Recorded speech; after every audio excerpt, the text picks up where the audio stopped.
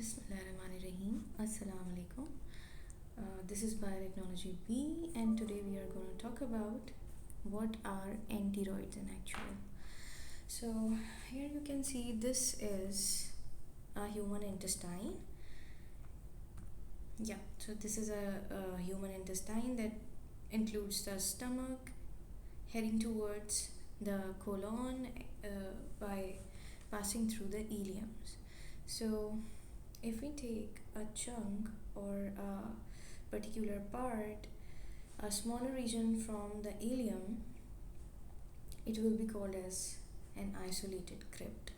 This crypt can be further grown and it can take a 3D structure that would be containing multiple cells, and those cells will be joined along with some tight junctions, some kind of proteins such as cadenins, and this requires a particular specific nutrient medium that can facilitate it to its growth, because these ileum crypts contain some stem cells. So these stem cells are actually used up by the entire biological system to make these crypts into a 3D structure that is called enteroid. So enteroids are something that is highly specific to the biological system. I'm actually talking about the biological system, the natural system that is present inside the human body, that is not completely mimicked by the cell lines. Okay, because there are certain kind of receptors, there are certain kind of cells, uh, and they are not present inside the cell lines. So it actually fails to mimic the natural environment 100%, and for this reason we go for the enteroids, because in certain cases such as some bacteria and some viruses,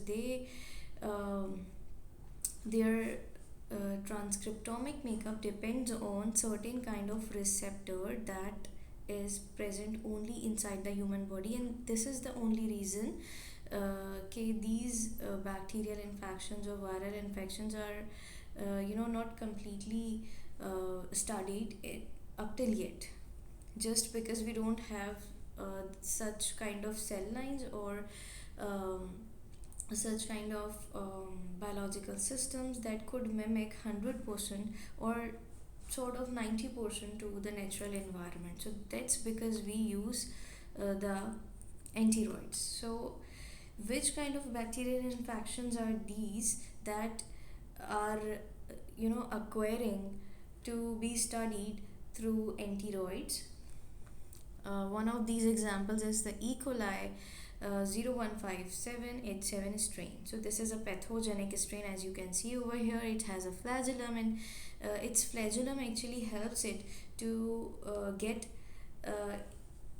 to reach the distal end of the intestine of any human or any animal. Actually it infects the animals, but it also infects the humans, and after reaching to the distal end of the intestine, it turns on its T3SS pathogenesis mechanism. So let's have a look what is type 3 secretion system, that is T3SS system. So here you can see this is the intestine, and it's inside its microvilli there is a receptor called C3b that is not even present in the animal models or in the cell line. So this bacterium catches with it and attaches to it, right?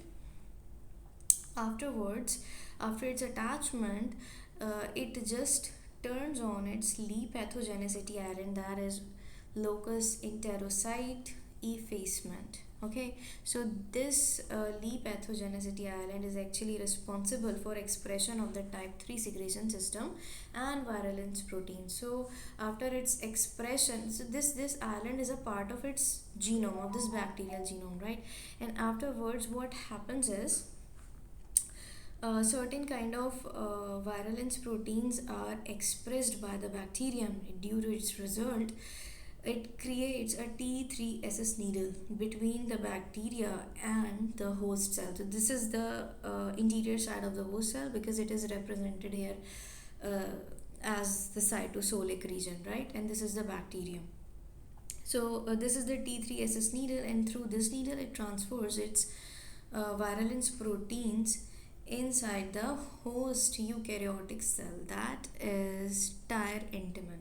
Okay, so tyre-entamen is a virulence protein that modifies the host cell in such a way that more bacteria can evade inside the cell, inside the host cell.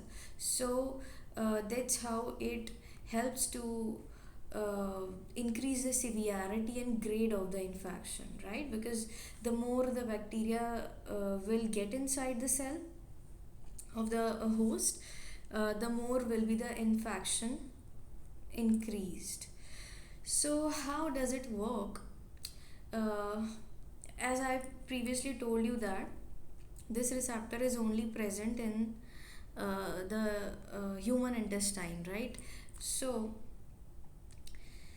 this is a human intestine, right? If we take a crypt from the intestine, we can grow it into the lab, and here you can see the off-white colored chunks are called enteroids. Okay, so if we zoom it up, we can see there is a layer of cells that contains multiple cells, and these cells are joined together tightly through tight junctions, and these junctions can be made with cadherin. Cadherin is a protein, right?